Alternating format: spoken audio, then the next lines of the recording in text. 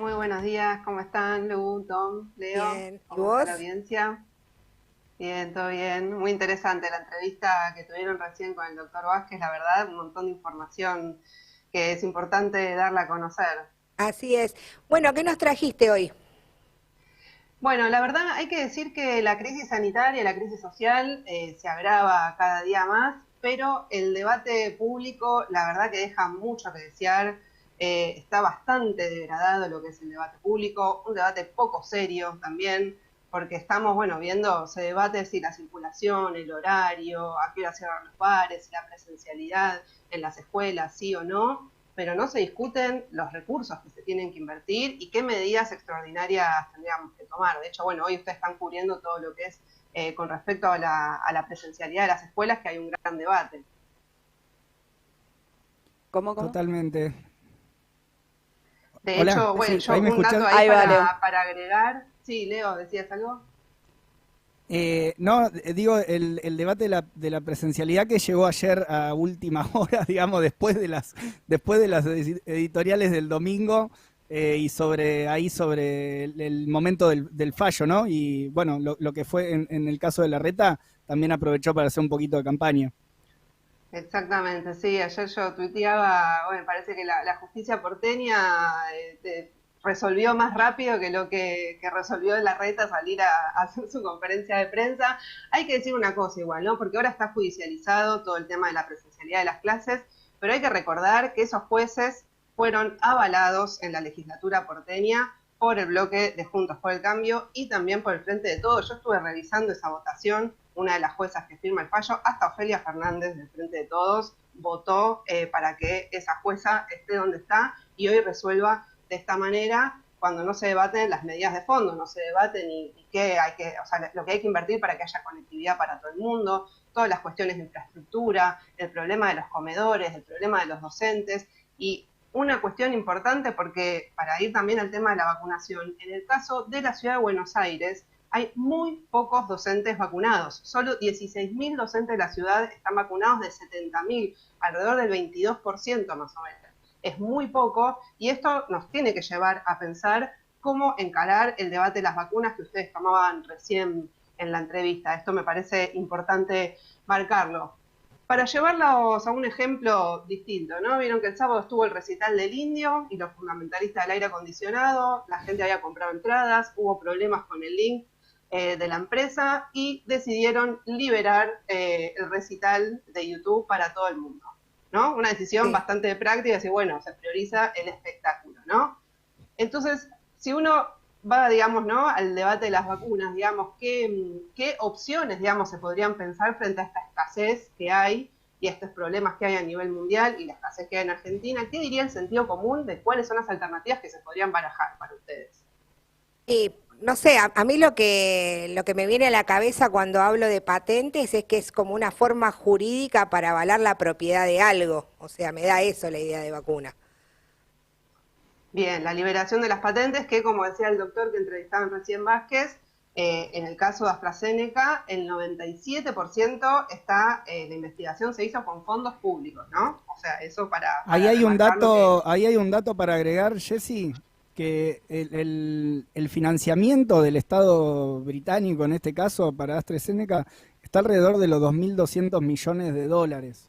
O sea, no es que le pusieron es el 97%, pero ese 97% son 2.200 millones de dólares, cuando acá lo que se puso para investigación nacional de vacunas es muy, muy, muy por Muy debajo. poco, Después, no sé, muy, muy poquito, sí. No sé si después claro. nos metemos en ese dato, pero es muy poquito. Exactamente, bueno, esta liberación de patentes es una de las opciones, ¿no? Ahora, ese es un tema mundial, ¿no? Que no depende solamente de Argentina. ¿Qué ustedes opinan que sí depende de Argentina, incluso por lo que decía el doctor Vázquez recién, que se podría hacer? Bueno, ahí me parece importante, Jessy, lo que planteaba Medardo Ávila Vázquez, uno de los especialistas recién en la entrevista, de que Argentina tiene la capacidad para producir, para envasar la vacuna localmente, ¿no? Y que eso es una obligación del Estado que tiene que defender la vida y que tiene que, digamos, defender la soberanía en ese sentido, decir, bueno, que se produzcan acá y no la rentabilidad de los laboratorios. Me parece que eso fue muy claro recién en la entrevista y que es el punto que es más concreto acá en Argentina. Claro, que es el pedido que se viene haciendo de suspender la exportación del principio activo que se produce acá en la planta de Garín, del laboratorio de Hugo Sigman. Claro. Esa es otra de las cuestiones. Y además hay otra opción también, que es que hay una investigación desarrollada hace más de 10 meses en la UNSAM CONICET, en la Izquierda Diario lo informamos en enero, que está investigando para desarrollar una vacuna argentina. O sea, vos tenés, por un lado, todo lo que tiene que ver con el negocio de AstraZeneca que nos están estafando sistemáticamente con todo el contrato que firmaron, ¿no? Pero también del sector público, no, lo que decía Leo, no viene habiendo financiamiento a ese proyecto que ha avanzado muchísimo para desarrollar una vacuna argentina, y todo esto, digamos, va de la mano también de pensar, bueno, cómo declarar de utilidad pública a todos los laboratorios privados también para que se pueda producir, envasar, digamos, ¿no? Son medidas en una situación de emergencia elementales que deberían tomarse y sin embargo no se toman, y no solo no se toman, sino que ni siquiera están en el debate público. Si uno ve la disputa que hay en la grieta entre Juntos por el Cambio, frente de todos, esto no se discute. Se discute que la judicialización, que la presencialidad, no se discuten los recursos y no se discute cómo encarar un plan de vacunación que permitiría avanzar cualitativamente para, digamos, resguardar la salud de la población. Y, por ejemplo, uno ve las editoriales del domingo y Van der Koy en Clarín, a lo único que se refiere a las vacunas es que hay el gobierno, que los contratos con China y Rusia, digamos, ¿no? Como para seguir en esa onda de la grieta. Y después, por ejemplo, Mario Wankel en página 12 dice, bueno, lo que hay que decir frente a todo esto que dice la derecha contra las vacunas y qué sé yo, lo que hay que reivindicar en este momento es que el gobierno por lo menos vacuna con cierta regularidad, ¿no? Entonces eso Weinstein me inspiró un poco, a decir, bueno, prendo una alerta, ¿no? Porque si, claro, frente a la discusión que plantea, la agenda que plantea la derecha, Juntos por el Cambio y los distintos medios afines, la respuesta del oficialismo es, bueno, pero por lo menos reivindiquemos la regularidad, ¿no? Se vacunó el 12% de la población recién con una sola dosis. Esto digamos, es como una apología, digamos, de la miseria de lo posible y que esconde que ellos están tomando una decisión de no avanzar en estas medidas que mencionábamos recién. En el caso de Genú también, ¿no?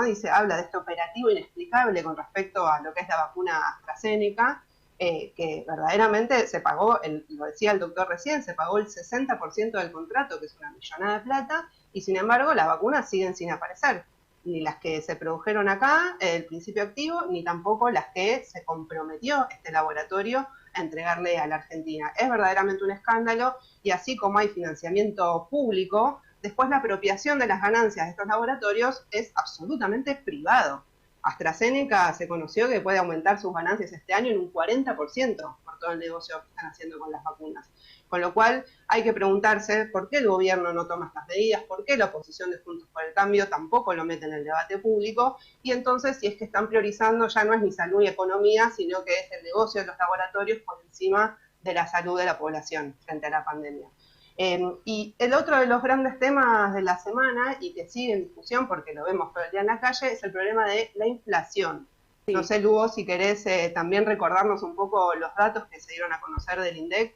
Sí, bueno, fueron datos que, digamos, se encendieron la alarma porque se recalentaron los precios, un 4,8% la inflación de marzo, y lleva acumulado en los primeros 3 meses un 13%, ¿no? Ya muchos decían que este aumento en 3 meses ya se comió la paritaria de muchos, solamente... La de los jubilados, seguro. La de los jubilados, la de muchos estatales. La inflación de marzo fue la más alta desde septiembre de 2019, o sea, estamos hablando de un problema serio. Exactamente, y como contraparte de esto se siguen sin tomar medidas ni de ayuda social, ni de ajustar los salarios acorde a la inflación, ajustar también los montos de los planes sociales, ver un IFE extraordinario, bueno, todas medidas que también tampoco están en el debate público. Ahora, en las principales editoriales del domingo, por ejemplo, uno lee en La Nación a Joaquín Morales Solá y la explicación que da el problema de la inflación dice, bueno, los alimentos subieron de todo el mundo, acá el problema es que no se avanzó con el acuerdo con el FMI y que eso no permite, digamos, que la Argentina tenga una hoja de ruta, o sea, casi que está llamando al FMI a que nos imponga su hoja de ruta, que ya sabemos cuál es, de ajuste y todo, y habla de un mal humor social combinado con la inflación, pero el mal humor social de Joaquín Morales Solá se refiere, por supuesto, a las cacerolas de teflón que vimos el día sábado, que estaban muy disconformes con tener que usar sus iPads, sus iPhones y todas las herramientas que tiene ese sector social. Él fue uno de los que habló sobre este tema de la inflación y por su parte, en Página 12, Alfredo Zayat, en su columna económica, plantea el debate de la inflación en términos de darle una salida política, ¿no?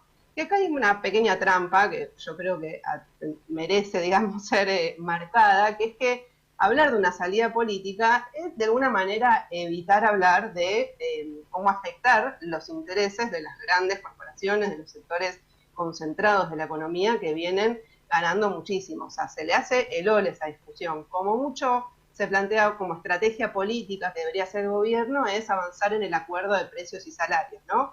¿Ustedes cómo ven ese acuerdo? O sea, hasta ahora, ¿quién benefició ese acuerdo de precios y salarios? Bueno, está bueno lo que decís de la trampa, ¿no? De la trampa esta de no afectar los intereses económicos. Te voy a invitar en un ratito al segmento Tres Empanadas. Oye, sí, vamos a estar hablando precisamente de ese tema.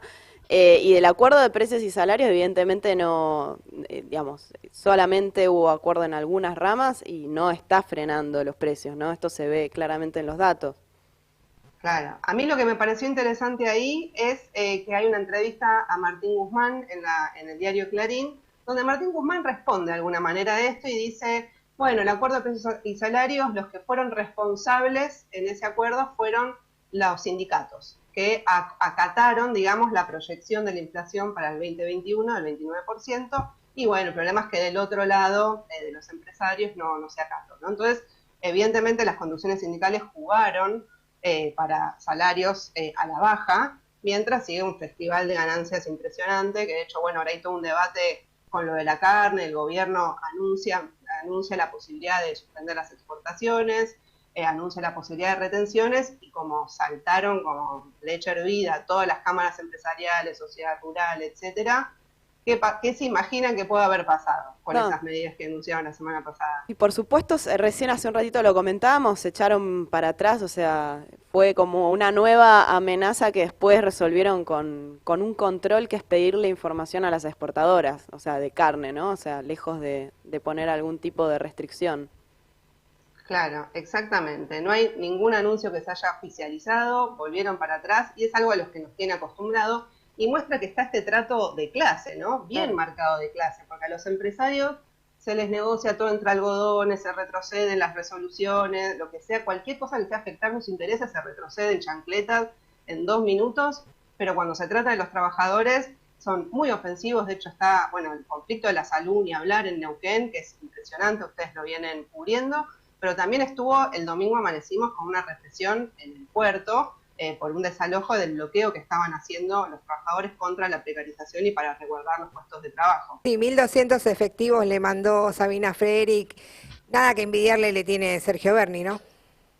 Exactamente, sí. Sabina Berni, se podría hacer como un resumen, digamos, ahí.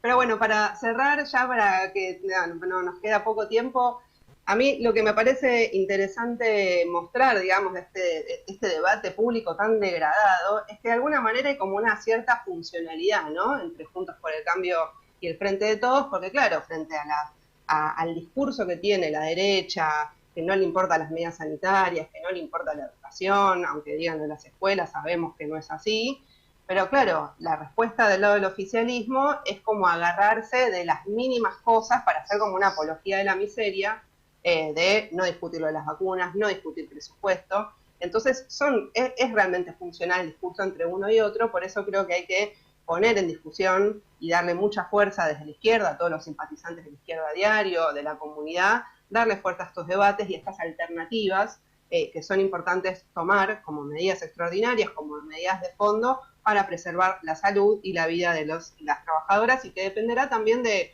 todos los procesos de lucha que hoy están desarrollándose en el país que planteen esta agenda también. Jessica Calcaño, con su editorial de editoriales, muchas gracias por toda la data. Gracias a ustedes, nos vemos la semana que viene. Nos vemos.